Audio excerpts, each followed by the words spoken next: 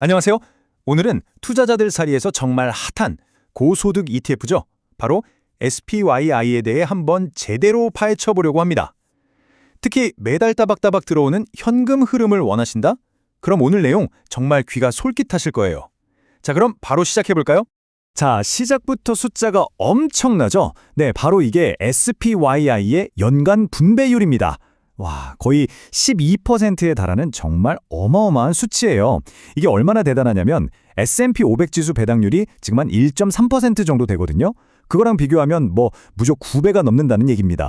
그것도 분기별 이런 게 아니고요. 매달입니다. 매달 꾸준한 현금 흐름을 만들고 싶다 하는 분들에게는 와, 이거 정말 솔깃한 조건이죠? 네, 맞아요. 아니, 이렇게 높은 수익률 도대체 어떻게 가능한 걸까요? 그리고 분명 세상에 공짜는 없는데 뭔가 숨겨진 캐치가 있겠죠? 그래서 오늘 바로 그 비밀이 뭔지, 그리고 우리가 감수해야 할 건 또 뭔지 제가 아주 명확하게 한번 짚어보겠습니다. 자, 그럼 먼저 SPY가 도대체 어떻게 이렇게 높은 수익을 만들어내는지 그 기본적인 구조부터 한번 뜯어보겠습니다. 이게 언뜻 보면 좀 복잡해 보일 수도 있는데요. 알고 보면 핵심은 생각보다 간단합니다. 스파이의 전략은 딱 두 단계로 나눌 수 있습니다. 자, 첫 번째는 S&P 500 기업들 주식을 그냥 그대로 가지고 있는 거예요. 그리고 두 번째, 바로 이 주식들을 담보로 잡고 옵션을 팔아서 추가 수입을 만드는 거죠. 이걸 우리가 흔히 커버드 콜 전략이라고 부르는데요. 이게 뭐냐면 쉽게 말해서 나중에 S&P 500 지수를 정해진 가격에 살 수 있는 권리, 즉 콜옵션을 다른 투자자한테 파는 거예요. 그리고 그 대가로 프리미엄이라는 일종의 수수료를 챙기는 겁니다. 자, 이 비율을 보니까 이해가 확 되시죠? 내가 가진 주식의 미래 상승 가능성, 이걸 일종의 임대를 주는 거예요. 그 대가로 옵션 프리미엄이라는 월세를 꼬박꼬박 받는 거죠. 하지만 당연히 대가가 있습니다. 바로 주식시장이 막 폭발적으로 오를 때 얻을 수 있는 그 큰 시세 차익의 일부는 포기해야 한다는 거예요. 자, 이제부터가 진짜 SPY의 핵심입니다. 다른 고배당 ETF들과는 차원이 다른 SPY만의 가장 중요한 비밀을 공개할게요. 그건 바로 세금 효율성에 숨겨진 비법입니다.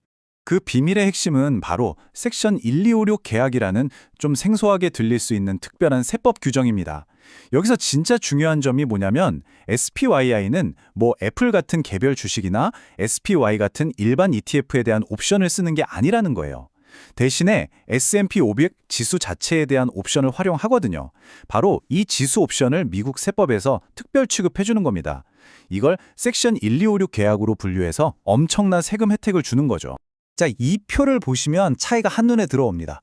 위쪽으로 한번 보세요. 일반적인 주식 옵션으로 번 돈은요, 100% 단기 이익으로 잡혀서 세율이 굉장히 높습니다. 하지만 아래쪽 SPYI가 사용하는 바로 그 지수 옵션을 보세요. 여기서 발생한 이익은 보유기간이랑 전혀 상관없이 60%는 세율이 낮은 장기 이익으로, 그리고 40%만 단기 이익으로 섞어서 계산해 줍니다. 이게 바로 절세의 핵심 포인트예요. 이 세율 차이가 실제로 얼마나 큰지 이 그래프가 딱 보여주네요. 만약에 최고 세율 구간에 있는 투자자라면요, 일반 옵션 소득에는 37%라는 세금을 내야 합니다. 하지만 SPYI의 옵션 소득에는 26.8%라는 혼합세율이 적용돼요. 무려 10%포인트가 넘는 정말 엄청난 차이죠. 그래서 핵심은 바로 이겁니다. 이 세율 차이가 실제 돈으로 환산하면 얼마나 될까요? 자, 최고 세율 구간에 있는 투자자가 10만 달러의 옵션 소득을 올렸다고 가정해 볼게요. 그러면 1년에 아낄 수 있는 세금이 무려 약 10만 200달러? 우리 돈으로 1,000만 원이 훌쩍 넘는 금액입니다. 정말 엄청난 혜택이죠. 자, SPY의 분배금 내역을 뜯어보면요, 자본의 반환, 즉 리턴 오브 캐피털이라는 항목을 자주 보게 됩니다. 이 용어 때문에 많은 투자자분들이 좀 헷갈려 하시는데요. 이거 내 원금을 돌려주는 건가? 하고요. 그래서 이 부분 아주 명확하게 짚고 넘어가겠습니다. 네, 자료에서도 명확하게 지적하고 있죠. 이 자본의 반환이라는 건요, 어디까지나 세금상의 개념입니다. 펀드가 수익을 못 내서 투자 원금을 돌려주는 원금의 반환, 즉 리턴 오브 프린시펄과는 완전히 다른 이야기라는 점 꼭 기억하셔야 합니다. 자, 이 그림이 그 차이를 아주 명확하게 보여줍니다. 왼쪽에 있는 자본의 반환은요, 일종의 세금 기술이라고 생각하시면 돼요. 분배금을 주면서 이건 이익이 아니라 투자금의 일부를 돌려주는 겁니다 라고 처리해서 당장 세금을 내지 않게 해주는 거죠. 물론 나중에 주식을 팔 때는 세금은 내야 합니다. 하지만 일단 지금 당장 내는 세금을 뒤로 밀어주는 과세 이연 효과가 핵심이에요. 반면에 오른쪽 원금의 반환은 완전히 다릅니다. 이건 정말로 펀드가 손실을 봐서 투자 원금을 까먹고 돌려주는 아주 나쁜 신호입니다. 이 두 가지는 절대 혼동하시면 안 돼요. 자, 지금까지 SPY의 정말 어마어마한 장점들을 살펴봤는데요. 세상에 공짜 점심은 없겠죠. 이제 이 전략이 가진 피할 수 없는 단점, 즉 절충점에 대해서 솔직하게 이야기해 보겠습니다. 가장 큰 절충점은 크게 두 가지입니다. 바로 제한된 상승 잠재력과 운용 보수예요. 기억나시죠? 꾸준한 월세를 받는 대신에 시장이 막 폭등할 때 얻을 수 있는 그 큰 시세 차익의 기회는 일부 포기해야 한다는 점 말입니다. 그리고 이 슬라이드가 바로 그 점을 아주 명확하게 보여주죠. SPY가 출시된 이후의 성과를 한번 볼게요. 꾸준한 배당 덕분에 1만 달러가 1만 6천 달러로 늘어났습니다.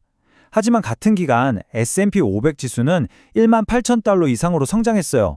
바로 이 차이가 우리가 높은 월배당을 얻는 대가인 셈이죠. 두 번째 절충점은 바로 운용 보수입니다. SPY는 계속해서 옵션 전략을 구사해야 하는 액티브 펀드잖아요.